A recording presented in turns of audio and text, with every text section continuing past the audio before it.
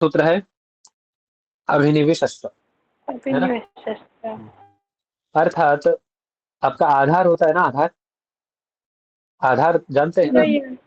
आधार किसे कहते हैं, आधार किसे कहते हैं। अधिकरण। अरे आधार अधिकरणम, तो आधार में अधिकरण करते हो जी। आधार कहते किसे हैं, क्या नाम है आधार, आधार कौन है, क्या आधार, किसका आधार, कौन आधार, कोई बालक जैसे पूछे। हम लोग अभी जहाँ आधारो अधिकरण। आधार अब ही पता तो है है। हमारे, एक मिनट रुको तो, शायद उत्तर प्रदेश में ही नियम आया है, उत्तर प्रदेश में एक नियम आया है, पता है आपको। हमारे उत्तर प्रदेश में एक नियम आया है, और वो एक दो जिलों में लागू हो गया है। ये जो जो जेंट्स टीचर होंगे ना, जो पुरुष शिक्षक होंगे, उनको सर नहीं कहेगा कोई, उनको क्या कहेंगे, गुरुजी। सब स्कूलों में हो गया ये नियम। वो एक संभल जिला है पास में हमारे पड़ता है, वहां तो लागू हो गया है उस जिले में, वहाँ के जो कलेक्टर है उन्होंने लागू कर दिया वहाँ पे। और जो मैडम है, उनको मैडम नहीं बोला जाएगा, उनको बोला जाएगा दीदी या बहन जी, समझ रहे हैं। जी, जैसे तो क्रिश्चियन में बोलते हैं ना, मैडम हमें क्या बड़ा बोल अच्छा रहे लगा सुन हैं। के, हमें बड़ा अच्छा लगा सुन के, तो मैंने कहा ये तो बहुत अच्छा हुआ नियम भाई। मैडम को दीदी और बहन जी, जो हम लोग अपने यहाँ प्रयोग करते हैं वही। जी जी। सुन, योगी जी आ गए होंगे किसी दिन कक्षा लेने, देख के चले गए, वो उन्होंने नियम लगा दिया है? चलो, नहीं हम लोग की संस्कृति सभ्यता ऐसी है ना। चलो, क्या सूत्र है बाबू, अभिनिवेश पश्चात। सबसे पहले आप समझ लीजिए आधार पे काम करता है ना। आधार क्या है, आधार किसे कहते हैं, आधार किसे कहते हैं आप लोग बताए नहीं भी हमें, फटाफट से बोलो। हाँ जी महाराज, जैसे हम कौन अभी बताएगा। बैठे हैं ना भैया, तो वो हमारा आश्रय आधार। को आधार कहते हैं। हाँ। आश्रय को आधार कहते हैं, आश्रय, हाँ ठीक है, ये ठीक है, ये कह सकते हैं, है ना। तो उस आधार में सबसे पहली बात, मैंने कल बताया था आपको एक बात, कि जितने भी आपके कारक होते हैं ना, कारक विभक्तियां जितनी भी हैं, वो सब कहाँ अटैक करती हैं, किससे रिलेट करती हैं, किससे संबंध स्थापित करती हैं, अपने जितनी कारक विभक्तियां आपकी किसके आधार पे चलती हो, किसको आश्रय मान के चलती हैं। अरे, कर्ता को अरे प्रभु, क्रिया, जितने कारक हैं वो कारक किससे कनेक्ट होते हैं, क्रिया क्रिया से। से। क्रिया क्रिया से, से। क्रिया को देख कर परिवर्तित होते हैं ना। क्रिया यदि कैसी है तो परिवर्तन उसमें होगा, अभी तक देखते आ रहे हैं ना। क्रिया यदि ऐसी है तो कर्म में परिवर्तन, क्रिया यदि ऐसी है अकर्मक है तो उसमें परिवर्तन। क्रिया को देख के ही ना परिवर्तन होता है सूर्य जी, नहीं होता है सब। जी महोदय। कर्ता कर्म करण सब में क्रिया को, क्रिया के अनुसार ही चलते हैं। तो वही बात कह रहा है अभी, ये भी क्या कह रहे हैं कि अभी और नी, कौन कौन दो प्रादि बताए, बोले अभिप्रादि है और नी प्रादि, यानी अभी और नी उपसर्ग आपकी भाषा में कहे तो। यदि ये दोनों विष धातु के पूर्व में होंगे, किस धातु के पूर्व में होंगे, विष धातु के विश। पूर्व में यदि अभी हो, अभी और नी उपसर्ग है ना, तो उस धातु के आधार की, आधार इत्युक्ते आश्रय की कौन संज्ञा होती है, कर्म संज्ञा। कर्म संज्ञा। वास्तव में आधार में कर्म आपको क्या संज्ञा। करना चाहिए था, आधारे आधारो अधिकरणम। अधिकरण। आधारो सब। अधिकरण। आप लोग आधार में अधिकरण संज्ञा करते हैं, और अधिकरण में क्या होता है आपका, अधिकरण में क्या होता सप्तमी। सप्तम्य सप्तमी। अधिकरण है। है ना, सब तभी होती है। समझ में ये बात बेटा। तो अभी ये बोलते हैं, क्या बोल रहे हैं, अभी बोल रहे हैं कि नहीं भाई साहब आधार, आपको आधार वाधार कुछ नहीं, आप भूल जाओ उस आधार वाधार को। हम कह रहे हैं कि वो जो आपका आधार था ना, उस आधार में आप जो अधिकरण करने जा रहे थे उस अधिकरण को जाओ भूल, और आधार में कर दो क्या, कर्म संज्ञा। संज्ञा। समझे, हाँ, बोले बदमाशी ना करो ज्यादा, है ना। कर्म संज्ञा नाम की एक संज्ञा है, उस संज्ञा को कर दो, आप अधिकरण को जाओ भूल आधार में। ठीक है, बोले कैसे कर दें, कैसे आपकी कहने मात्र से कर दें, बोले नहीं सूत्र है हमारे पास अभी नहीं विशेष। यदि वो धातु विष धातु आपकी कैसी है, अभी और नहीं उपसर्ग पूर्वक है विष धातु, तो उसके आधार की आपको कर्म संज्ञा करनी ही होगी। समझ में आई बात, है ना। जैसे प्रयोग क्या बताया, बोले सन मार्गम अभिनिविशते संतः, यानी संत लोग क्या करते हैं, सन मार्ग का अनुसरण करते हैं। हम जैसे पापी लोग थोड़ी ना करेंगे, है ना। संत लोग किसका अनुसरण करते हैं, सन्मार्ग का। सन्मार्ग का। सन्मार्ग का, हाँ, सन्मार्ग का अनुसरण करते हैं अथवा में लगते हैं, है ना, सन्मार्ग में लगते हैं। ठीक है, अब देखिए, तो आपका ये जो किस में लग रहा है वो संत क्या है? संत क्या हुआ? सबसे पहले कर्ता क्रिया लगाओ। कर्ता क्या है आपका? संत। क्रिया क्या है? लगना। ठीक है, लगना, है ना। विषय प्रवेशन है धातु, प्रवेश करना, उसमें लग जाना, है ना, रत होना। और ये विषय धातु कैसी है? सामान्य विषय धातु नहीं है, अभी और नीव पूर्वक है। अर्थात आपने क्या बनाया? अभी निविशते, ये बनाया ना आपने। आवाज आ रही मेरी? जी। मतलब बोलते रहो। तो अभिनिविशते बनाया आपने। अब कुत्र अभिनिविशते, कहाँ लगते हैं ये सज्जन लोग? ये सज्जन लोग, है ना, सन्मार्ग है सतमार्ग पर। सन्मार्ग में। तो सन्मार्ग में क्या होना चाहिए था? मार्ग में लग रहा है तो क्या होना चाहिए था आपका उसमें? सन्मार्गी क्या होना होना चाहिए था? सप्तमी। अधिकरण। सप्तमी होनी चाहिए थी, अर्थात अधिकरण होकर के उसमें अधिकरण में सप्तमी होनी चाहिए थी। सीधी सी बात है, होनी चाहिए थी ना। क्यों जी महाराज? जी। और कैसे सप्तमी? अच्छा, 3 प्रकार की सप्तमी मैंने आपको बताई थी। अब नए बच्चों में भी कोई मुझे इस बात को बता दे तो मेरी आत्मा एकदम प्रफुल्लित हो जाए भाई साहब, है ना, एकदम प्रसन्न हो जाए हृदय। कौन से 3 आधार बताए थे मैंने आपको? बताओ मुझे। आधार के 3 प्रकार बताए थे, 3 प्रकार का अधिकरण औप बताया था सर। औपश्लेषिक वैषयिक अभिव्यापक। व्यापक, एक ही बालक को याद है और बाकी किसी को याद है? है याद किसी को? होगा भैया और लोगों जी को। भैया याद है। है बच्चों में किसी को याद है? अंजलि जी याद है आपको? है? नहीं याद है, नहीं। जी जानवी सर जी याद याद है। है? जानवी, पता है बेटा?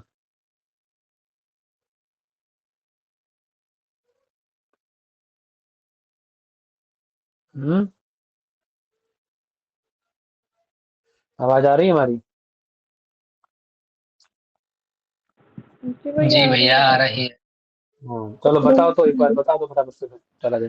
तो औपश्लेषिक वैषयिक और अभिव्यापक, यहाँ कौन सी सप्तमी है? जब हाँ सन्मार्ग में भैया। जब लग रहा था, कौन सा आधार बनना चाहिए? कौन सा वो बनना चाहिए? औपश्लेषिक। वाह, वाह, सन्मार्ग ये। एक मिनट, एक वैश्विक बात बता ना। हाँ, ये औपश्लेषिक वालों से एक वैश्विक। प्रश्न है मेरा।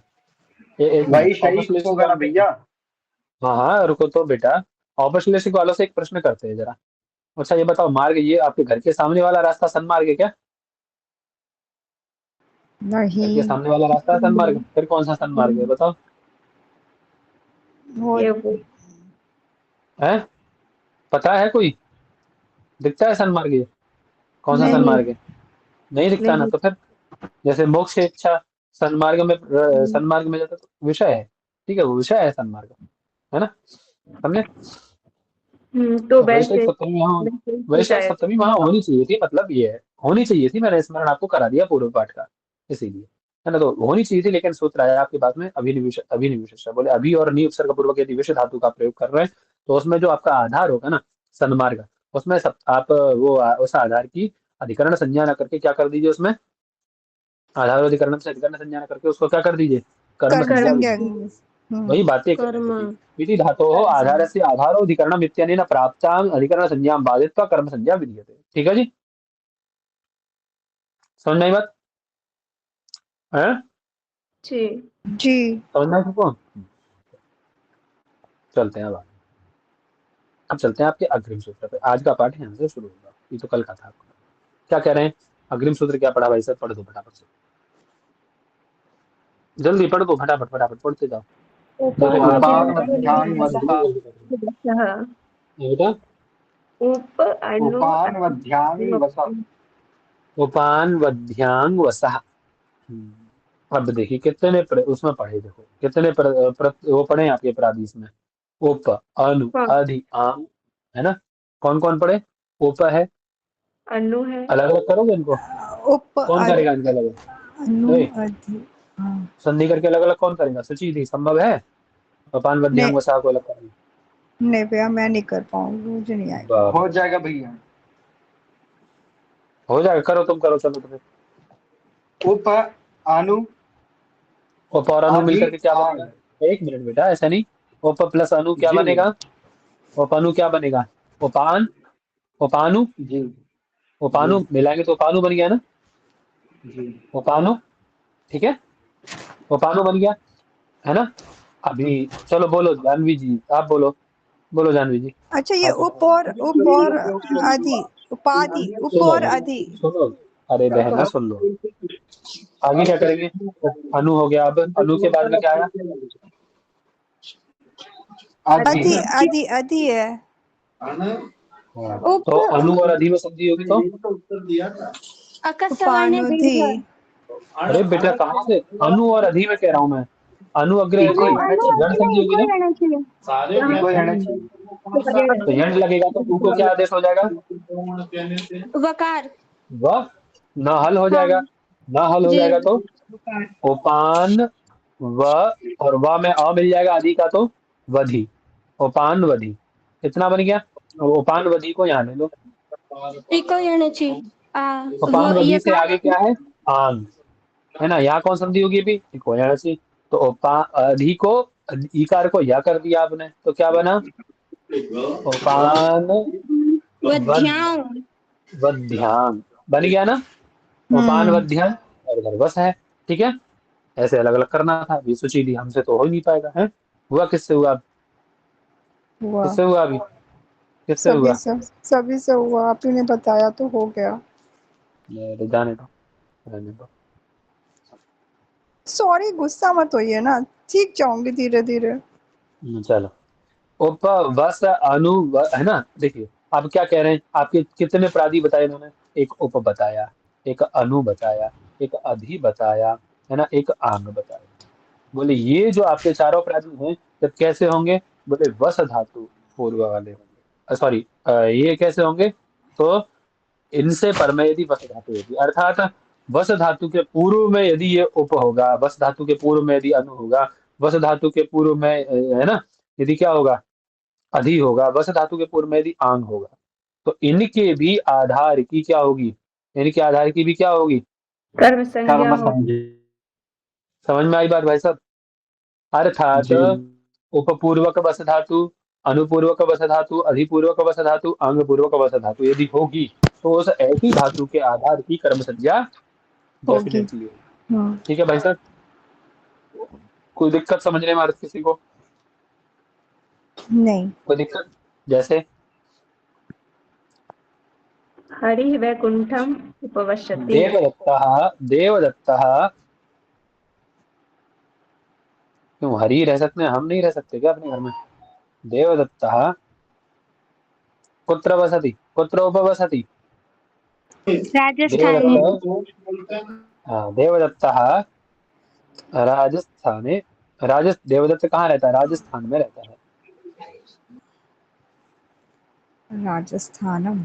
ठीक है, अब क्या होना चाहिए था, राजस्थान ही बनना चाहिए था ना, सबसे ईजी पर चीज है ना यहाँ बेटा, पर आधार, है ना। राजस्थानम हो जाएगा। जी। लेकिन हम क्या कर रहे हैं, हम किसका प्रयोग कर रहे हैं, वस धातु का तो प्रयोग कर ही रहे हैं, लेकिन वस धातु के साथ में उप का प्रयोग कर रहे हैं। ठीक है, समझ में आई बात, हम्म। है ना, समझ में आई बात बेटा सबको, समझ में आ रहा है ना। हाँ, उपवसति। है ना, उप का प्रयोग कर रहे हैं, अनु का प्रयोग कर रहे हैं, वस धातु के साथ अधि का प्रयोग कर रहे हैं, आ का प्रयोग, आंग का प्रयोग कर रहे हैं। तो जब भी हम वस धातु के साथ इन उपसर्गों का प्रयोग करेंगे तो जो आपका आधार है ना, उस आधार की कौन संज्ञा होगी, कर्म संज्ञा। कर्म संज्ञा। कर्म संज्ञा, है ना, अधिकरण संज्ञा ना होकर के उसकी कर्म संज्ञा हो जाएगी। ठीक बात बच्चों, हम्म। बाकी सबको समझ में आ गया थी, जी ये समझ में आ गया सबको, चलो, जी भैया। है ना। तो ऐसा आपका प्रयोग बन जाएगा। ठीक है, प्रयोग सामान्य है, आप लोग बना पाएंगे सारे। ठीक है भाई साहब, ठीक है भाई साहब जी। सबको। अब हम नाम इसीलिए नहीं लेते हैं कि हमारे गुरु जी का नाम है, तो हम नाम लेने से उसको साइड होता है थोड़ा सा। ठीक है, आप लोग देखिएगा, प्रयोग बना लीजिएगा, कठिन नहीं है प्रयोग। ठीक है, जो आपके क्रमशः प्रयोग होगा। चलो, एक श्लोक है ना, आवाज आ रही है हमारी। जी आ रही है भैया। एक श्लोक है, कौन सा, आत्मनाम गुरुर्नाम नामाति नाम है, कृपणस्य च श्रेयस्कामो न गृह्णीयात् ज्येष्ठा पत्र कलत्रयो। ठीक है, आत्मा नाम, गुरु नाम, है ना, ज्येष्ठापत्य पुत्र का, पत्नी का, ये सब नाम नहीं लेने चाहिए। समझे बच्चों? भैया एक बार श्लोक लिख लीजिए। आत्मा नाम गुरोः नाम नामातिक्रपणस्य च श्रेयस्कामो न गृह्णीयात् ज्येष्ठापत्य कलत्रयोः। भेज देंगे उसको, है ना, लिख के भेज देंगे। चलो वो भी लिखेंगे तो देर हो जाएगी। तो क्या कह रहे हैं आगे? तो ये समझ में आया ना सबको? आपको भाई सबको समझ में आया है? ये बताओ। वही कह रहे हो उपाधि आया। पूर्वक। देखो सिद्धांत कौमुदीकार भी आपके ग्रंथकार जहां से आपको कारक पढ़ना वो भी कह रहे हैं कि उपाधि पूर्वक वस धातु के आधार की कर्म संज्ञा होती है ना। उपवसति, अनुवसति, अधिवसति, आवसति, हरि। ठीक है, ठीक है। आगे क्या कह रहे हैं? अब वार्तिक आता है इसमें। एक वार्तिक आया आपका, क्या है? अभ्युक्त अर्थस्तेन, है ना। क्या आया वार्तिक? अभ्युक्त क्यों बच्चों? सेना। अभ्युक्त अर्थस्तेन, अभ्युक्त अर्थस्तेन, हाँ। अर्थात जब उप पूर्वक वस धातु का अर्थ, उपवसति करते हैं ना। आप में से उपवास रहते हैं ना लोग, सब लोग रहते होंगे। पुरुष कम रहते हैं, महिला ज्यादा रहती है ना। तो उपवास शब्द का मतलब पता है? अभ्युक्ति, है ना। अभ्युक्ति मतलब उपवास रहना। ठीक है। तो ये जो जब इसका अर्थ उपसर्ग पूर्वक वस धातु का अर्थ जब अभ्युक्ति होगा, अभ्युक्ति मतलब उपवास करना होगा। उपवास करना मतलब न खाना, है ना। जब इसका अर्थ ये होगा, अभ्युक्ति करना होगा, उपवास करना होगा, ठीक है, समझ में आई बात? तो उसके आधार की कर्म संज्ञा नहीं होगी, क्योंकि न ग्रहण किया है ना बेटा। देखो उसमें न दिखाई दे रहा है ना आपको वार्तिक में। हाँ। बोले जब इसका उपवसति का अर्थ क्या होगा? बोले उपवसति इत्यस्य अर्थः अभ्युक्ति भवेत्, तदा तु तस्य आधारस्य कर्म संज्ञा न भवितुमर्हति। ठीक है। जब इस किसका उपवसति का अर्थ अभ्युक्ति होगा, अभ्युक्ति मतलब उपवास करना होगा, तो उसके आधार की कर्म संज्ञा न भवेत। समझ में आई बात भाई सब सबको? अब इसमें किसी को शंका है अर्थ में? बोलो। इस वार्तिक के अर्थ में शंका है किसी को? जैसे अभी घटा लेंगे ना। क्या करता है? देवदत्त वन में उपवास करता है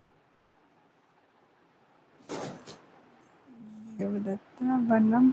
है ना। तो अब देखिए, देवदत्ता, है ना, देवदत्त वन में उपवास करता है, सॉरी, वन में उपवास करता है। ठीक है। तो अब वन में आधार कहाँ है? करता हुआ ये उपवास करना एक क्रिया हुई, उपवसति। ठीक है। अब यहाँ उपवसति का मतलब क्या है? उपवसति का मतलब आपका वो उपसर्ग पूर्वक का वस धातु रहने अर्थ वाली नहीं है। इसका अर्थ रहना नहीं है, निवास करना नहीं है। इसका अर्थ उपवास क्या है? करना है, अभ्युक्ति उपवास। करना, उपवास करना। ठीक है, व्रत रहना, वही है ना। उपवास करना, व्रत रहना। ठीक है। व्रत का अर्थ है, देखो एक मिनट, एक चीज और समझ लेना। ये व्रत और उपवास में अंतर है क्या? व्रत और उपवास में चिंतन करना, फिर बाद में चर्चा करेंगे। चिंतन करना आप लोग पहले अपनी बुद्धि से, है ना। तो वही कह रहे हैं, देवदत्त क्या करता है? वन में उपवास करता है। ठीक है। तो अब उपवसति देवदत्त, कुत्र उपवसति, कहाँ करता है उपवास? वन में। वन में कर रहा है ना, है ना। तो आधार क्या है? आधार क्या वन। है? वन। One one. आधार हुआ ना। आधार में क्या होना चाहिए? अधिकरण। आपका सूत्र आया, बोले उपसर्ग पूर्वक यदि वस धातु रहेगी तो उसके आधार की कर्म संज्ञा हम करेंगे। लेकिन वार्तिक आ गया, बस जैसी कर्म संज्ञा होने चली तुरंत वार्तिक आ गया। भाई साहब ठीक है, आप करते हो उपसर्ग पूर्वक वस धातु की कर्म संज्ञा उसके आधार की, लेकिन एक मिनट सुनिए। यदि उसका अर्थ अभ्युक्ति है, अभ्युक्ति मतलब उपवास है, तो आप दूर हट जाएंगे वहां से। सूत्र महोदय आप दूर हट जाइए। सूत्र महोदय को साइड में हटा दिया, और उसके आधार की जो पहले क्या प्राप्त थी, पहले क्या प्राप्त था उसके आधार की? कर्म संज्ञा नहीं हो रही थी। बेटा अधिकरण प्राप्त था ना उसके हाँ। आधार में। अधिकरण संज्ञा प्राप्त थी आधार में। अधिकरण को बाद के ही तो वो आया था ना, क्या? कर्म संज्ञा, इस हाँ। सूत्र से। तो कर्म संज्ञा को किसने रोक दिया? अभ्युक्त अर्थस्य ने। तो अधिकरण प्राप्त हो जाएगा ना। तो अधिकरण प्राप्त हो जाएगा तो क्या बन जाएगा? वने। तो वही बनाया, वने उपस्थित। ठीक है। ठीक है भाई साहब, ठीक है। जी। आगे चलते हैं। आगे क्या है? उभ सर्वत शुभकार्य अधिको पर्यादिषु त्रिषु द्वितीया मृणिकांतेषु ततोन्यत्रापि दृश्यते। अब देखो इन इन अर्थों में भी आपकी कौन विभक्ति होती है? द्वितीय। हालांकि हम लोग कारक उसमें क्या बोलते हैं, जब हम लोग विभक्ति के विषय में पढ़ रहे थे सामान्य संभाषण वाली कक्षा में, तो वहां हम चर्चा कर चुके थे। विभक्तियां दो प्रकार की होती है, कारक विभक्ति और उपपद विभक्ति। दोनों में अंतर सबको पता होगा। कारक और उपपद में अंतर पता है सबको ना? कोई ऐसा जिसको कारक विभक्ति और उपपद विभक्ति में अंतर पता नहीं है? क्यों जी, कोई ऐसा है? तो एक बार और बता देता हूँ, जिसमें सूत्रों के द्वारा विभक्ति विधान किया जाए, सूत्रों द्वारा जहाँ विभक्ति विधान किया जाए उसको हम लोग क्या कहते हैं? कारक विभक्ति कहा जाता है, ठीक है। और जहाँ किसी शब्द के समीप में बैठने मात्र से इसमें विभक्ति आ जाए, ठीक है ना, ये क्या करेगा? कारक विभक्ति किसे कहेंगे? जैसे मान लीजिए पहले आपकी कर्म संज्ञा होगी, कर्म संज्ञा होने के बाद उपरांत फिर उसमें द्वितीय आएगी कर्मणि द्वितीया से, ठीक है। ऐसे ही पहले अधिकरण संज्ञा होगी, अधिकरण संज्ञा होने के उपरांत उसमें सप्तमी आएगी, है ना। समझे? समझे ना? इसी को कारक विभक्ति कहते हैं। लेकिन उपपद विभक्ति ऐसी नहीं होती है, उसको उसकी अपेक्षा नहीं, कारक की अपेक्षा नहीं, उसको अपादान अधिकरण इसकी अपेक्षा नहीं रहती। वो क्या करेगा? सीधे द्वितीय करेगा भाई साहब।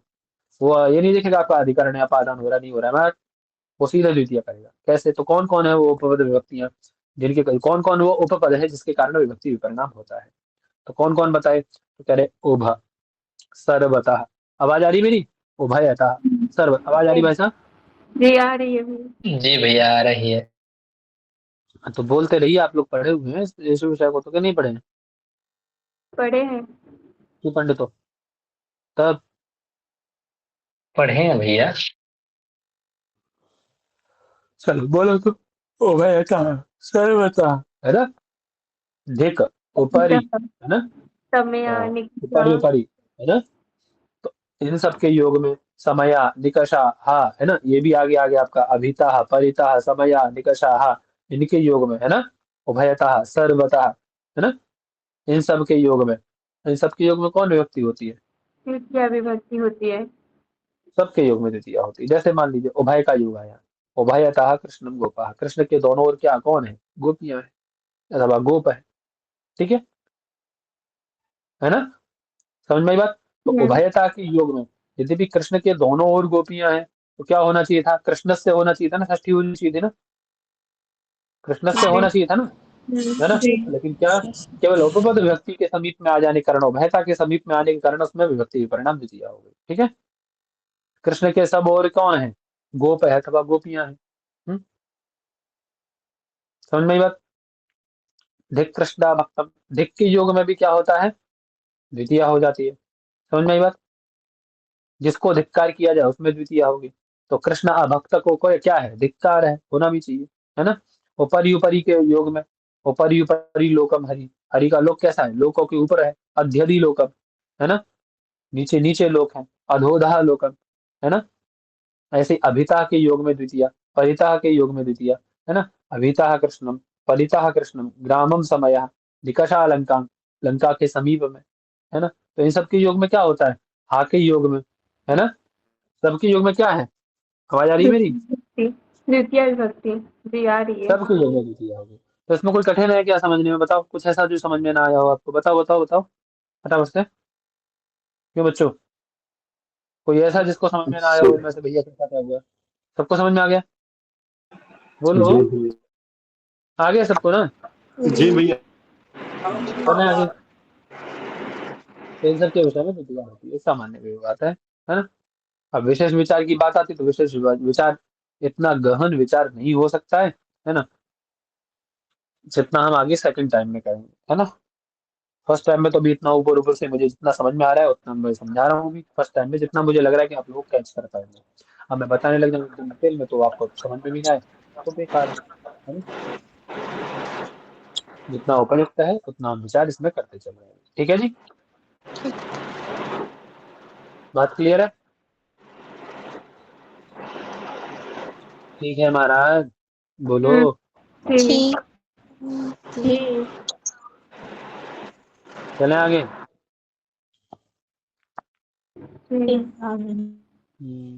क्या है अग्रिम सूत्र? क्या है? अंतरा अंतरेण, अंतरा अंतरेण युक्त, अंतरा और अंतरेण, है ना। चलो, अंतरा अंतरेण मतलब, अंतरा मतलब अंतरेण मतलब, अंतरा मतलब मध्य में देखो और पहला अंतरे अंतरा जो है ना, अंतरा ये वो गाने वाला अंतरा नहीं है। एक अंतरा होता है ना कि अंतरा गाओ, नहीं, दो लोगों के है? बीच में। वो अंतरा अंतरा नहीं है। मतलब बीच में। अंतरा मतलब बीच में, है ना। अंतरा मतलब मध्य में, है ना, बीच में और मध्य में। अंतरेण मतलब बिना। हाँ, और अंतरेण मतलब, पहले अंतरा का मतलब बिना। क्या है? मध्य। दोनों ठीक के है, बीच में। नहीं, पहले अंतरा का मतलब क्या है? अंतरा का मतलब क्या है? मध्य। ठीक, ठीक है, और अंतरेणा का मतलब बिना। वीणा, ठीक है ना। इनके योग में भी कौन विभक्ति होती है? अंतरा और अंतरे के युग में द्वितीय कौन भी विभक्ति होती है? द्वितीया। द्वितीय। अब आधे लोग द्वितीय, आधे लोग द्वितीय, आधे लोग पता नहीं क्या ही बोल रहे हैं। द्वितीय, ठीक है, चलो आगे चलें। अंतरा त्वाम मम हरि ही अंतरेण हरि नहीं सुखम। दोनों वाक्य आपके बनाए हैं। क्या पहला वाक्य है? अंतरा त्वाम मम हरि, यानी तुम्हारे और मेरे मध्य में कौन है? हरि है। हरि हरि। हरि है। 1 मिनट रुकिए जरा, कॉल है ना।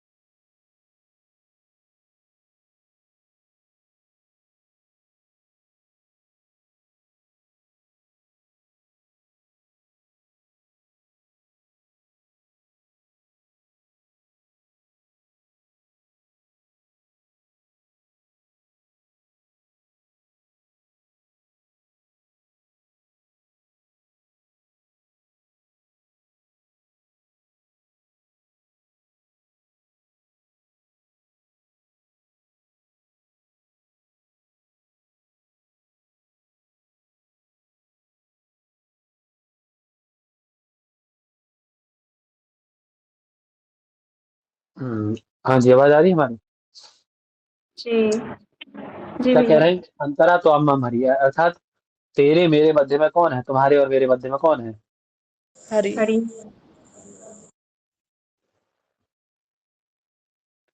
मध्य।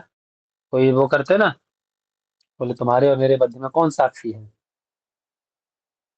हरि साक्षी है ना। हरि। हरि।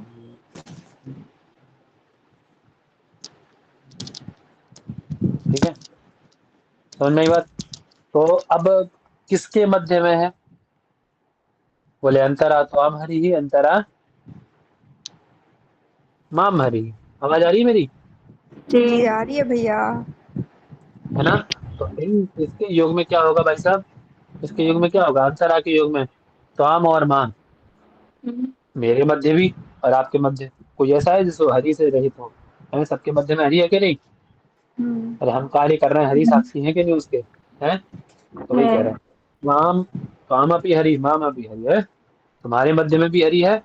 अंतरा त्वाम हरि ही अंतरा माम हरि, दोनों में क्या हो गई उसके कारण? अंतरा के योग द्वितीय। के कारण क्या हो गई? द्वितीय द्वितीय हो गई। हो द्वितीय, है ना। ऐसे ही अंतरेणा हरि के बिना सुख नहीं है। तो किसके बिना सुख नहीं है? हरि के बिना। ए, हरि के बिना। समझ में आई? तो अंतरेण का योग किसके साथ है? हरि के साथ है। हरि के हरि के साथ, साथ। हरि में क्या हो गई? द्वितीय। द्वितीय। द्वितीय हो गई। ठीक है, समझ में आई बात भाई साहब सबको? बहुत सिंपल सूत्र है, कुछ कठिन नहीं है इनमें, है ना। आपसे वहां पूछा जाएगा कि अंतरा त्वाम माम हरि में, है ना, अंतरा त्वाम माम, ये त्वाम और माम में जो द्वितीय हुई है कौन सूत्र से हुई है ना। अथवा अंतरेण हरिम नहीं सुखम में हरिम में जो द्वितीय वो किस सूत्र से हुई है? केन सूत्रेण विहिता। तो बता पाएंगे जी, अंतरांतरेण देख करके तब।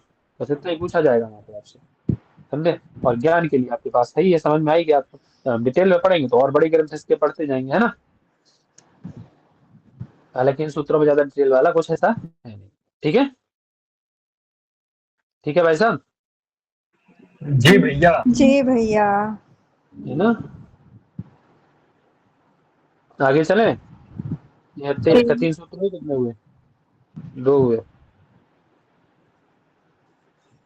चलो अभी कर्म प्रवचनी नई संज्ञा शुरू हो रही, कल बताएंगे इसको कर्म प्रवचनी को। ठीक है, अब इतना ही ये रखते हैं। ठीक।